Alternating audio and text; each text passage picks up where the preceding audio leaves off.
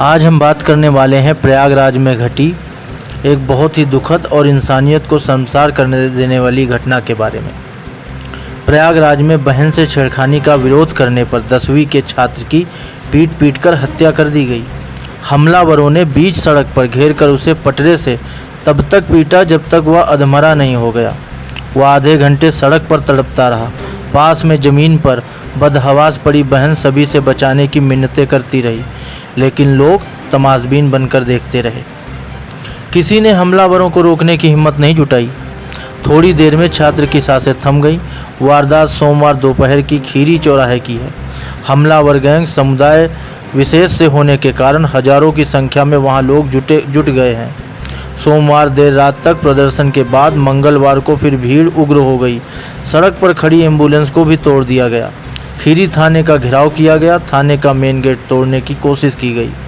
साथ ही पथराव की भी घटनाएं सामने आईं। भीड़ के हमले से कुछ पुलिस वाले भी घायल हुए। मामले के सांप्रदायिक रंग लेते देख कई थानों की पुलिस और पीएससी मौके पर बुला ली गई है। प्रदर्शन कर रहे लोगों का कहना है कि सभी आरोपियों के घर पर बुलडोजर चलना चाहिए। छात्र का शव उनके सुपुर्द कर दिया जाए। डीएम संजय खत्री परिजनों को दारागंज में अंतिम संस्कार करने को कह रहे हैं, लेकिन परिजन मान नहीं रहे थे। वहीं छात्र के हत्यारोपी खीरी ग्राम सभा के प्रधान मोहम्मद यूसुफ समेत 4 आरोपियों को पुलिस ने गिरफ्तार कर लिया है। मामले में भारी विरोध और प्रदर्शन के बाद पुलिस ने हत्या के सभी 5 आरोपियों को पकड़ लिया है। इनमें 3 नाबालिग बताए जा रहे हैं। वहीं कमिश्नर ने लापरवाही में एसओ नवीन कुमार सिंह और चौकी इंचार्ज को सस्पेंड कर दिया है।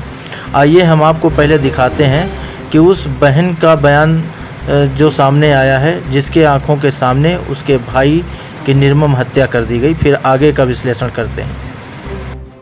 रास्ते में कोई बदतमीजी हुई तो पकड़ के ही चाहिए।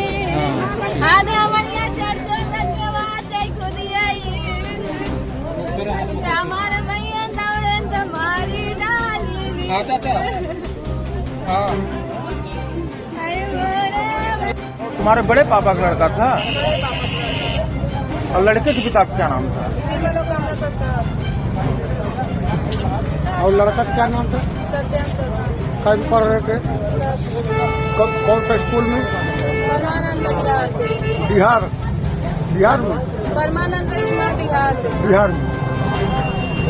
तो आपने देखा उसने कैसे दर्द भरी कहानी अपनी बताई है कि उसकी आंखों के सामने लिंचिंग करके उसके 16 वर्षीय भाई की हत्या कर दी गई।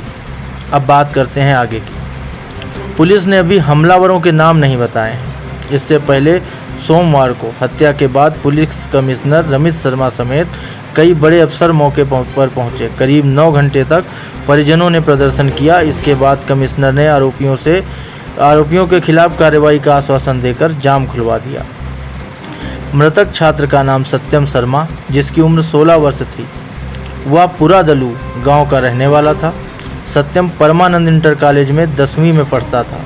उसके चाचा की बेटी भी इसी स्कूल में 10वीं में पढ़ती है।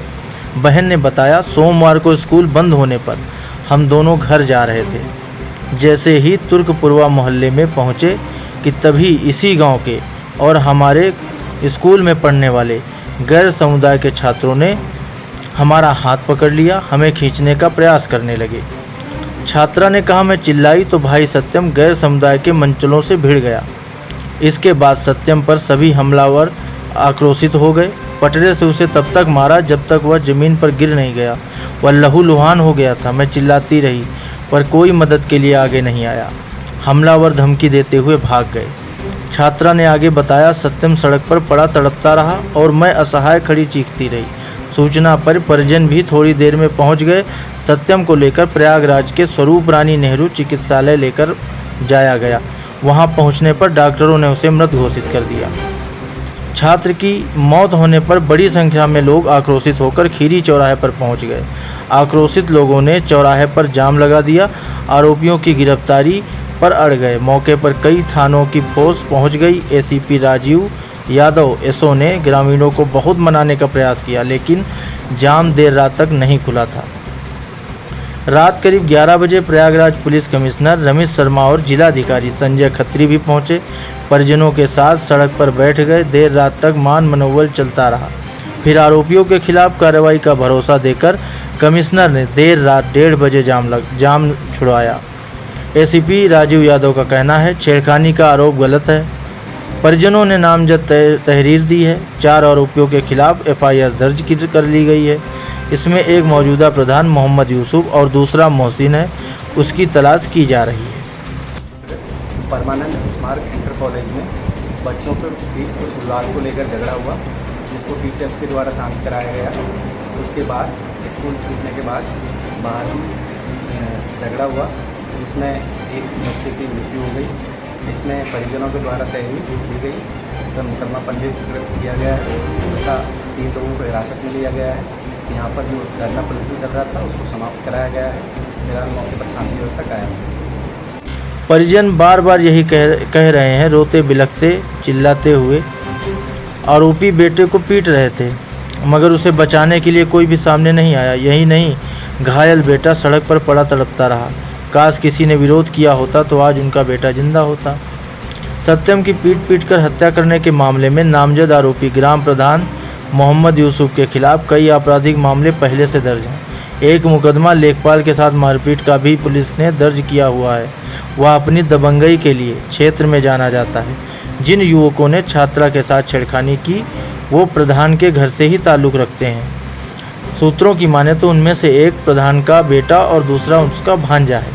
सत्यम की जिस जगह पर पीट कर हत्या की गई वह जगह ग्राम प्रधान के घर से ठीक सामने है। छात्र पर हमला करने वाले 2 अन्य भी प्रधान के करीबी बताए जा रहे हैं, जैसा कि मैंने अभी आपको पहले बताया। हमला समुदाय विशेष का होने के कारण क्षेत्र में तनाव की स्थिति है। परिजनों का आरोप है इससे पहले भी छात्रों ने स्कूल में बेटी के साथ छेड़खानी की थी, जिसका उन्होंने प्रबंधक से विरोध दर्ज कराया था और शिकायत भी की थी। इस पर मैनेजमेंट ने किसी भी तरह की कार्रवाई नहीं की और ना ही इसकी शिकायत पुलिस से की। इससे मंचलों का मन बढ़ गया और सत्यम की हत्या कर दी गई। परमानंद इंटर कॉलेज के प्रबंधक मनोज पांडे का कहना है शिकायत पर उन्होंने युवकों को बुलाकर समझाया था। स्थानीय पुलिस से भी कई बार शिकायत की गई कि छुट्टी के समय यहां पुलिस की व्यवस्था कर दी जाए, पर यह भी नहीं हुआ। जबकि पुलिस ने आज कार्रवाई करते हुए 5 आरोपियों को गिरफ्तार कर लिया है। अब आगे देखना है कि पुलिस इस विषय में क्या कार्रवाई करती है और किन धाराओं में उन अपराधियों पर कार्रवाई की जाती है। लेकिन ये एक बहुत ही दुखद घटना है कि रक्षाबंधन के 2 दिन पहले एक भाई ने अपनी बहन की रक्षा में अपनी जान दे दी और उस बहन के लिए पूरे जीवन के लिए सोचने की बात हो गई कि उसके सामने उसके भाई को पीट कर जान से मार दिया गया। इसका विश्लेषण यहीं तक। कल मिलते हैं एक और बड़ी खबर के बड़े विश्लेषण के साथ। तब तक देखते रहिए इम्पैक्ट भारत टीवी।